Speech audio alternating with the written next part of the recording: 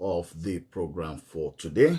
That is Black History Month for 10/10 Saturday, September.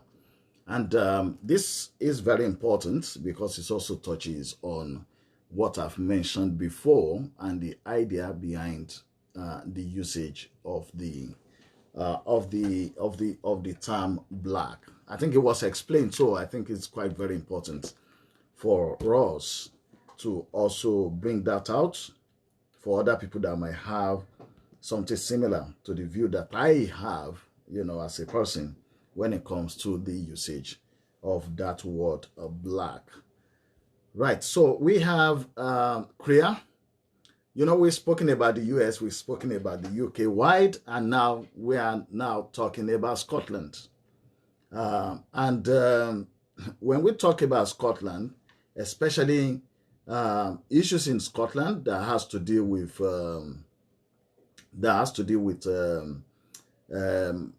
Black History Month, one of the leading voices is this organization that is called CREA, Coalition for Racial Equality and Rights. So they are based here in Scotland, and over the course of time, they've been assisting or sort of pushing people, the BME generally, and when we say BME, Black, Asian, and minority ethnic. And I'm going to come to that because we take this opportunity, obviously, to bring things out for people to understand some of the views that are out there. So when you talk about BAME, that is Black, Asian, minority, ethnic. And that's one of the areas where there are problems. I'm going to analyze it. But first of all, let me read CREA's statement for Black History Month for this year. That's Coalition for Racial Equality and Rights. They are based in Glasgow, here in Scotland. Now, about Black History Month. We hold the concept of Black History Month to the son of former enslaved people, Dr. Carter G. Woodson, an African-American scholar who noted that American history books largely ignored Black American population. You can find out more about the life of Dr. Carter G. Woodson here. There's a link here. For those that want, I could share this link on just on our Facebook Live. My apologies for those two. My apologies to those people that are on radio frequency. But please do search Dr. Carter G. Woodson. The UK has a very different history of migration and diversity, and although there are clear parallels in the need to eliminate hidden histories in the UK and US, there was a need for an approach that fits the UK context. The first UK Black History Month was launched in October 1987 by the Greater London Council, GLC, thanks to the effort of Ethnic Minorities Unit staff Ansel Wong and Akaba Adai-Sebor, along with Councillor Linda Bellows, Councillor Narendra Makanji, and Deputy Leader of Education Bernard Wiltshire. While stressing that African history was very much central to Black History Month in the UK, Ansel Wong explained the broader context. Some have questioned our use of the term Black instead of African. We deliberately chose to call it Black, as Black posited and reflected tolerance and acceptance of the enriching cultural diversity of contemporary British society. Black is also a unifier term that brings into sharp relief the various strands of suffering, humiliation, exploitation, and denigration, as well as an articulation of solidarity and the building of allies in relation to shared and common experiences. Please note that. We'll come back to it. In Scotland, we follow the same model. The CREA, that is Coalition for Racial Equality and Rights, has coordinated a uniquely Scottish Black History Month during October since 2001. This encompasses the history of Africa, African, Caribbean, and Asian people in this country. People who often have a direct link with Scotland through slavery, colonialism, and migration. Black History Month focuses on people whose sacrifices, contributions, and achievements against a backdrop of racism, inequality, and injustices are often forgotten about. We know that 1 month is not enough. These stories are still largely absent from our history books and education system, and we campaign to change this every month of the year. Black History Month 2020. So that's the statement from Coalition for Racial Rights, Racial Equality and Rights, CREA. Now, just like I've mentioned earlier, you know, when we talk about the term black, I mean, the organizers have mentioned why they chose black. And I think with the explanation, it went well with what we've mentioned and what some of us have taken to be one of the,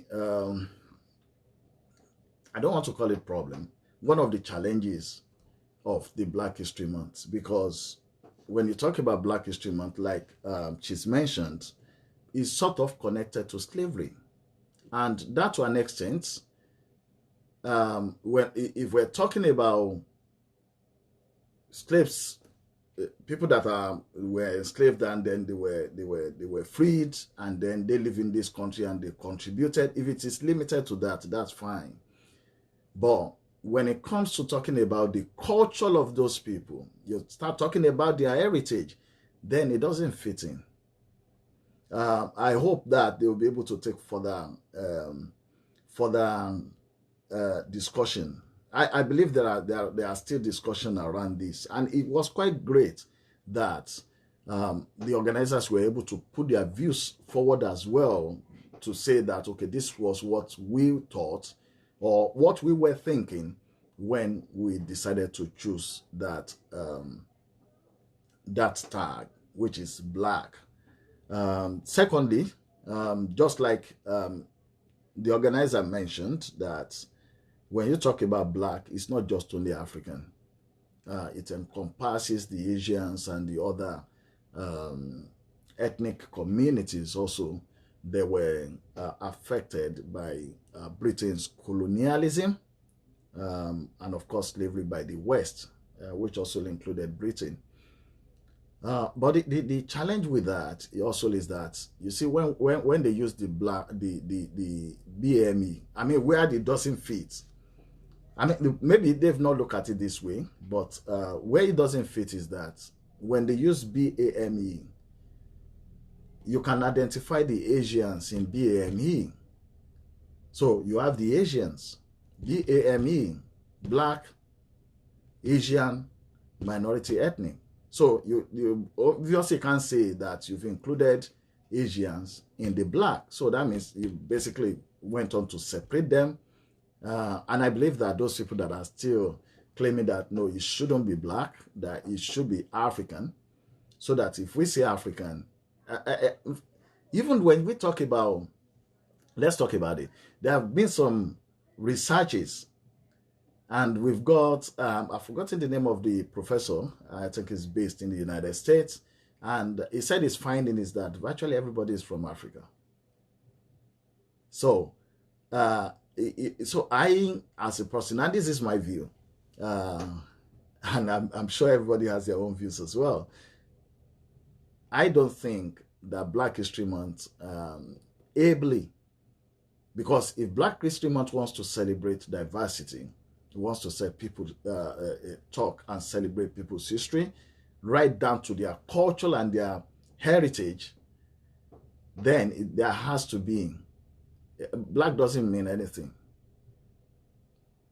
When you, for people, even in the political sphere, when you mention black, you know that it's a political word. It's a political word for struggle, because that's what they used then. And then laterly, it became like a political word for were like allocating political representation or offices. So they put black together. But in the real sense of it, we know that when it comes to culture, there's a sharp difference among the entities they put together into black. We know there's a sharp difference between those people. And also, like we having even when we look at some of our culture in Africa and some of the Scottish culture, I mean, there are some part of it that are identical, and somebody cannot say, okay, because they are identical, then let's lump Scotland and Africa together and call them one particular name. So we still have that. It's great we are celebrating, and the fact that because we have the October set aside, it's helped in the discussions that has been going on. It gave opportunity for discussion around even these topics where we disagree. I mean, it still gave us the platform to talk about it. It gave even the entire nation, Britain, that concentration during the October celebration. It gave them that focus for that period. But then it should go beyond that period. And looking back at how it was set up, what it was set up for, what it has achieved over years, I believe that from time to time, the activities are being reviewed in order to sync with what is happening at the moment, what is in the present, so that we are not fully just living in the past. So focusing on the present and then looking ahead to what we want to achieve in the future as a community of diverse ethnicity.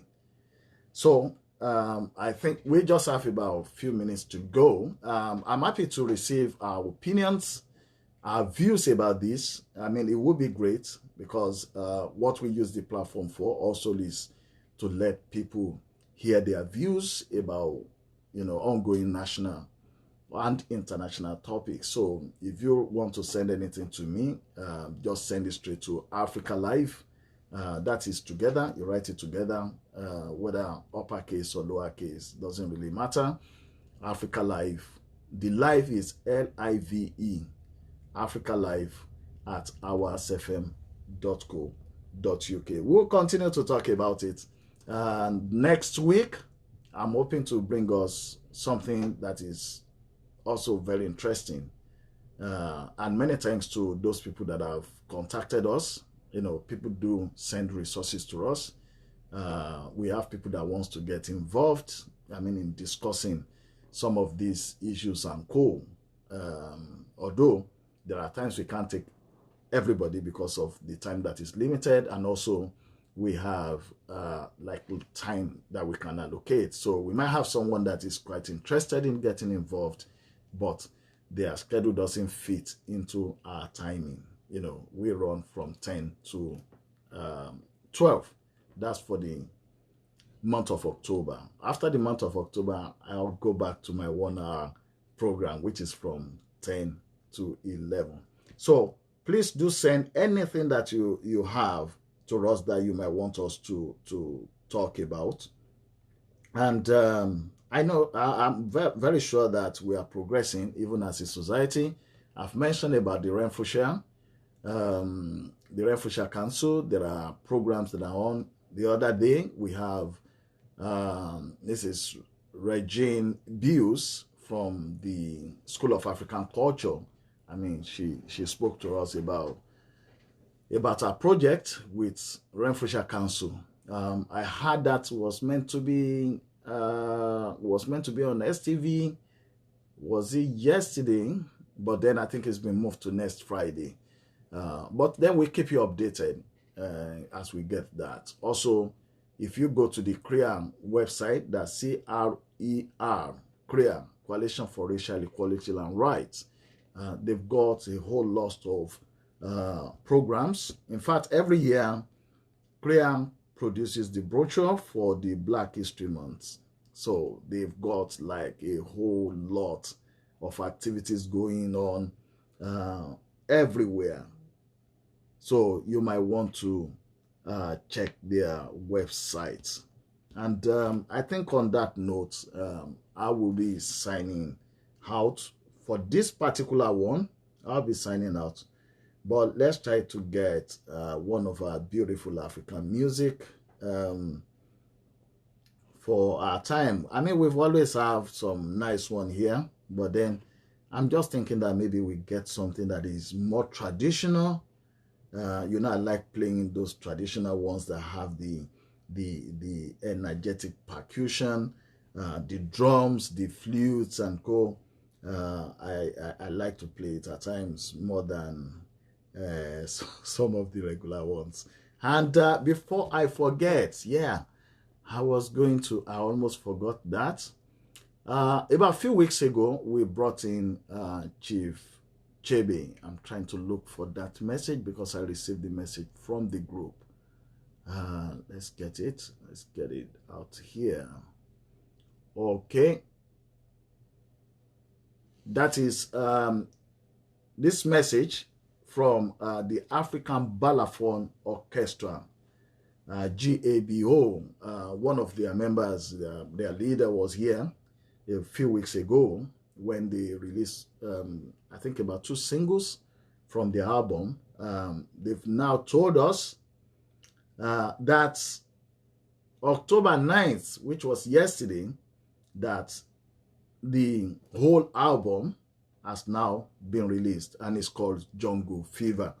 It has now been released, and I will quickly roll out some things for us, because it was a direct message from them to, they just say, then let the listeners have this message. So I'm not going to cut you off from what they put in there. And here we go. On Friday, October 9th at 7:30 p.m., we, the Glasgow African Balafon Orchestra, Gabo, will release our debut album, Jungle Fever. Our philosophy and vision are all about connecting people and bringing people together to feel the joy of our common love for rhythm and sound. If we could all meet together at Gabo Studios, we will welcome you with open hearts to our space. But as we cannot do that, we want to bring people together on Zoom instead. We will be holding an online album launch party celebrating the launch of Jungle Fever. We will love it if you could join us to raise a glass and celebrate our great achievements. Bring good vibes, a space to dance, and open hearts and ears as we spread the love of Gabo with you and the rest of the world. Unfortunately, our program wasn't on yesterday, so we could have sent this across to us. So, but then you can still get connected to the team.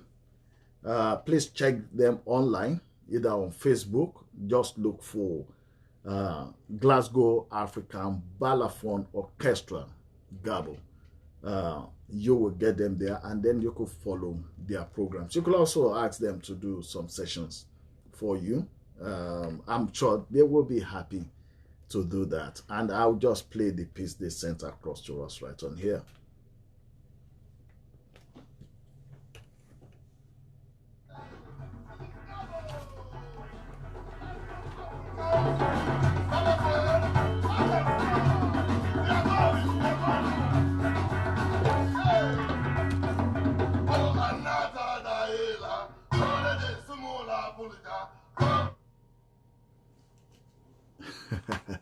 So that was a short taster. Obviously, if you were with us I think about 3-4 weeks ago, it was here, and we listened to those 2 singles that were released then. So once again, thank you very much.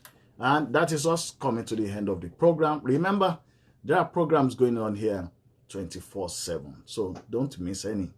But until I see you again next week, do stay safe.